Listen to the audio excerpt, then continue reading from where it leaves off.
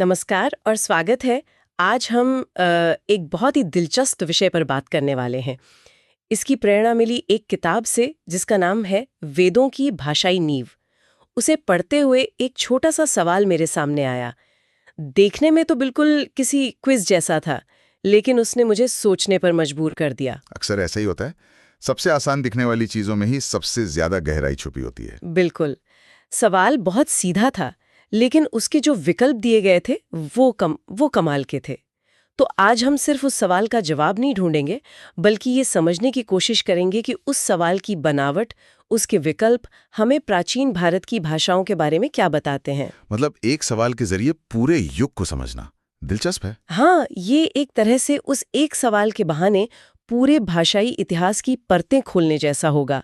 तो चलिए शुरू करते हैं। सवाल था, वेदों की भाषा क्या थी? पहली नजर में लगता है ये तो स्कूल के इतिहास की किताब का सवाल है, बहुत बहुत सीधा और सरल। हाँ, और ज्यादातर लोग इसका जवाब शायद जानते भी होंगे, लेकिन जैसा कि आपने कहा, असली खेल तो विकल्पों में छुपा है। सही कहा। विकल्प थे ए पाली, बी प्राकृत, सी संस्कृत और डी तमिल। अब देखिए, संस्कृत तो समझ आता है, वो सबसे स्वाभाविक जवाब लगता है। बिल्कुल। लेकिन बाकी तीन, वो इस पहेली को वाकई दिलचस्प बना देते हैं। बिल्कुल। पहले सबसे सीधे रास्ते पर ही चलते हैं। संस्कृत। ये कहना गलत नहीं होगा कि वेद और संस्कृत एक दूसरे के पर्याय जैसे हैं। जब हम वेदों की बात करते हैं तो हम असल में वैदिक संस्कृत की बात कर रहे होते हैं। ये वो भाषा है जो हजारों साल पहले रची गई और फिर पीढ़ी दर पीढ़ी मौखिक रूप से आगे बढ़ती रही। अच्छा, एक मिनट, आपने वैदिक संस्कृत कहा। क्या ये आज की संस्कृत से अलग है? मेरा मतलब है, जो संस्कृत हम स्कूलों में पढ़ते हैं या मंदिरों में सुनते हैं, क्या वो वही भाषा है? ये बहुत अच्छा सवाल है। नहीं, ये बिल्कुल एक जैसी नहीं है। इसे ऐसे समझिए जैसे पुरानी हिंदी और आज की हिंदी में फर्क है। वैदिक संस्कृत बहुत पुरानी है। उसके व्याकरण के नियम, शब्दों के उच्चारण और लहजे में भी फर्क था। वो ज्यादा संगीतमय थी क्योंकि उसे गाया जाता था, मंत्रों की तरह। अच्छा। बाद में पाणिनि जैसे विद्वानों ने व्याकरण के नियमों को स्थिर किया, जिससे क्लासिकल संस्कृत का जन्म हुआ, जो ज्यादा व्यवस्थित और क्या कहते हैं, नियमबद्ध है। तो जब हम वेदों की बात करते हैं तो हम उस शुरुआती, ज्यादा प्रवाह वाली वैदिक संस्कृत की बात कर रहे होते हैं। अच्छा, तो ये भी एक बारीक फर्क है। यानी सिर्फ संस्कृत कहना भी पूरी कहानी नहीं बताता, वैदिक संस्कृत कहना ज्यादा सटीक है। चलिए, तो ये तो तय हो गया कि सही जवाब संस्कृत है। मामला यहीं खत्म हो सकता था। हाँ, लेकिन फिर मुझे ये खटकता है कि लेखक ने पाली और प्राकृत को यहाँ क्यों रखा?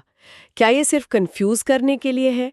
क्योंकि जहाँ तक मेरी समझ है, ये भाषाएं तो बुद्ध और महावीर के समय में, यानी वैदिक काल के काफी बाद में प्रचलित हुई। देखिए, ये सिर्फ कंफ्यूज करने की कोशिश नहीं है।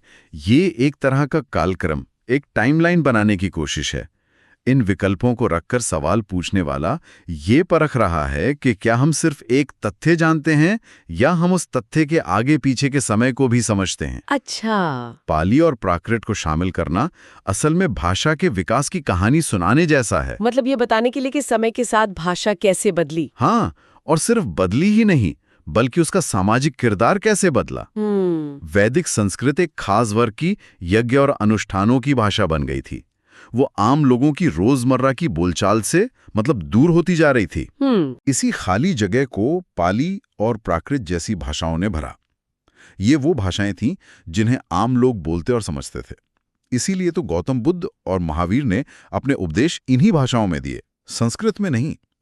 वो चाहते थे कि उनका संदेश सीधे जनता तक पहुंचे, बिना किसी भाषाई दीवार के।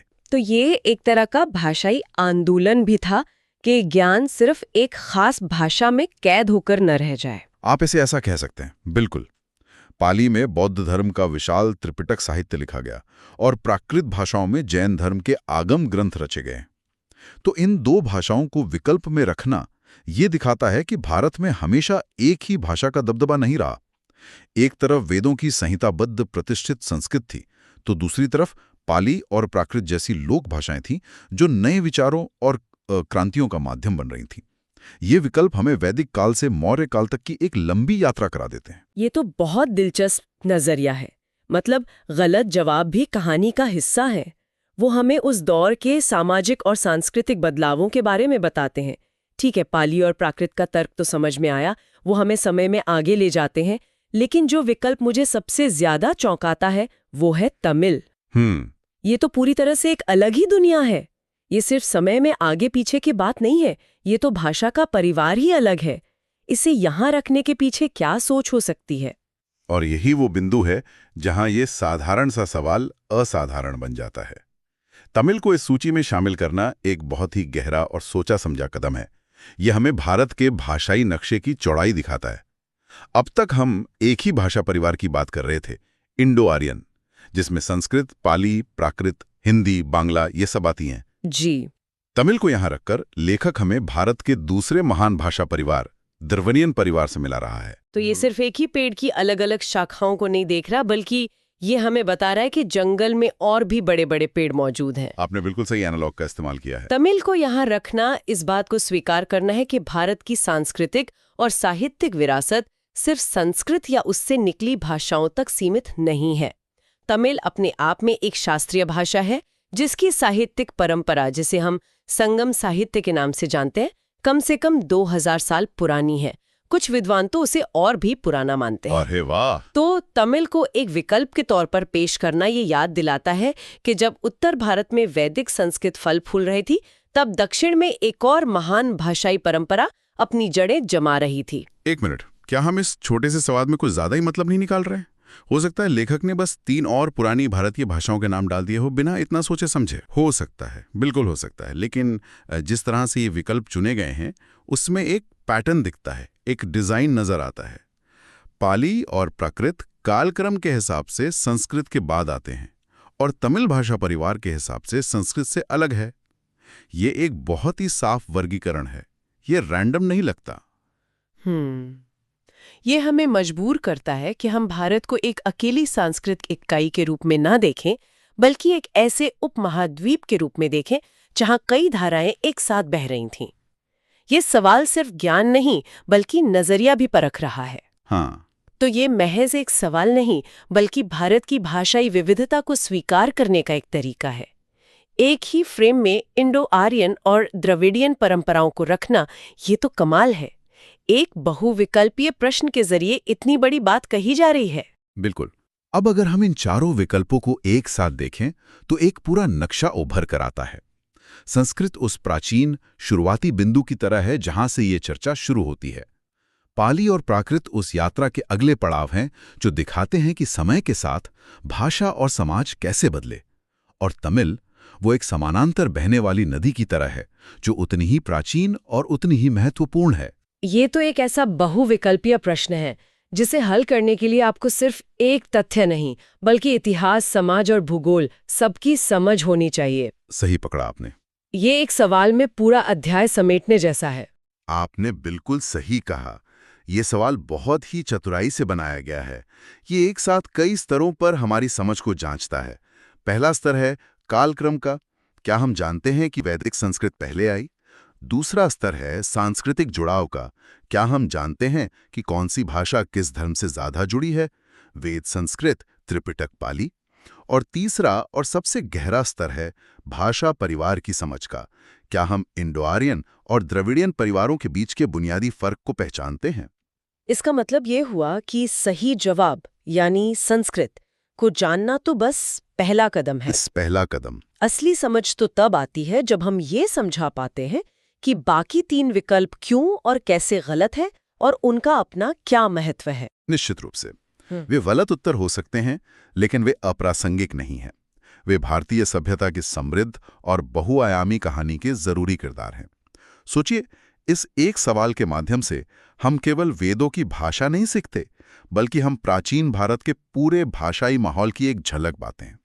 हम देखते हैं कि कैसे अलग अलग समुदाय अपनी अपनी भाषाओं में सोच रहे थे, लिख रहे थे और संवाद कर रहे थे।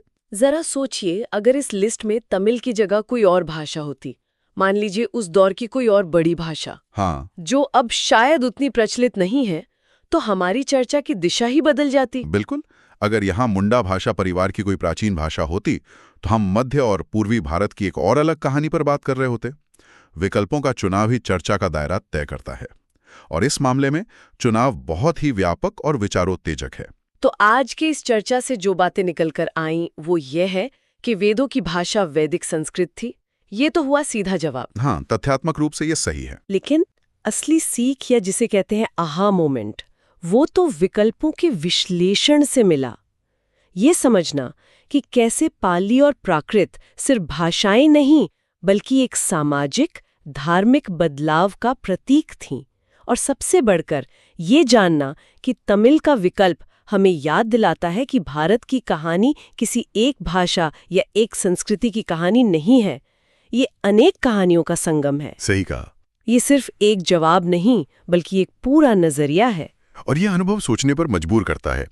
अगर एक साधारण सा 4 विकल्पों वाला सवाल हमें इतिहास, भाषा और संस्कृति की इतनी गहरी यात्रा पर ले जा सकता है, तो उन प्राचीन ग्रंथों के अंदर जो शब्द हैं, जो श्लोक और मंत्र हैं, उनमें कितनी सदियों की गूंज और कितनी अनकही कहानियां छुपी होंगी।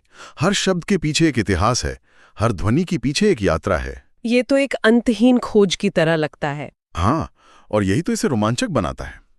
यह हमें सोचने पर मजबूर करता है कि हम जो भाषा आज बोल रहे हैं, उसकी जड़ें कितनी गहरी और कितनी विविध हैं।